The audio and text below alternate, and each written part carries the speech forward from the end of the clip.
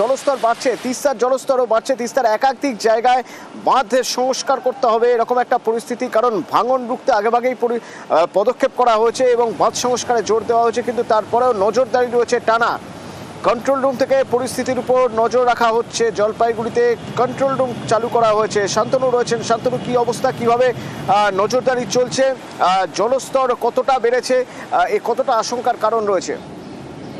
এবং গত কয়েকদিন ধরে কিন্তু টানা বৃষ্টি হচ্ছে জলপাইগুড়িতে, এবং সেই সঙ্গে কিন্তু সিকিম পাহাড়েও বৃষ্টি হচ্ছে। সেই কারণে দেখা যাচ্ছে যে তিস্তা নদীর জলস্তর অনেকটাই বেড়ে গেছে।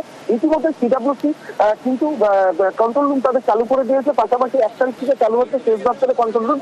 এই মুহূর্তে নদীর যা পরিস্থিতি, তাদের তিস্তার নদীর যে বাংলাদেশ সীমান্ত সংলগ্ন এলাকা রয়েছে একলিগঞ্জ, সেই এলাকায় প্রায় হলুদ সংকেত সতর্কতা ছোঁয়ার পথে রয়েছে। নদী ইতিমধ্যেই কিন্তু সতর্ক করে দিয়েছে সিডব্লিউসি।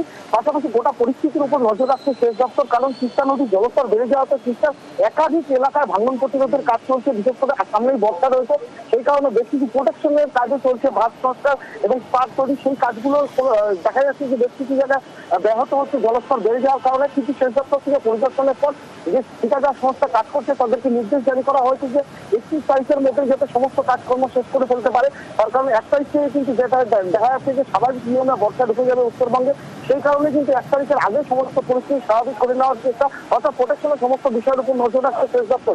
ইতিমধ্যে কিন্তু কন্ট্রোল রুমের সঙ্গে কিন্তু সেচ দপ্তর যোগাযোগ রাখছে, যেহেতু সিডব্লিউসি ইতিমধ্যে কন্ট্রোল রুম চালু করে দিয়েছে। কন্ট্রোল রুমের সঙ্গে সেচ দপ্তরের যোগাযোগ রয়েছে এবং যে কোনো রকম পরিস্থিতি মোকাবিলা করার জন্য কড়া নজরদারি চলছে কন্ট্রোল রুম থেকে।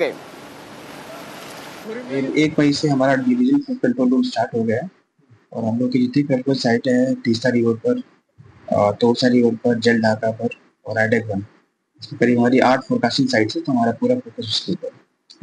अब और नदी का की स्थिति है उसके ऊपर ही आपको डिस्कस करते हैं। अभी तो सभी नदी जो है खतरे के निशान से नीचे चल रही है, और जैसे ही ये खतरे के निशान से ऊपर आएगी तो हमारी फोरकास्टिंग स्टार्ट हो जाएगी।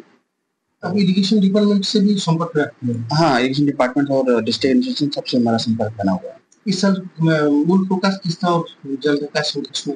हाँ, पहले की तरह तीस्ता, तोरसा और जल ढाका पे हमारा फोकस है।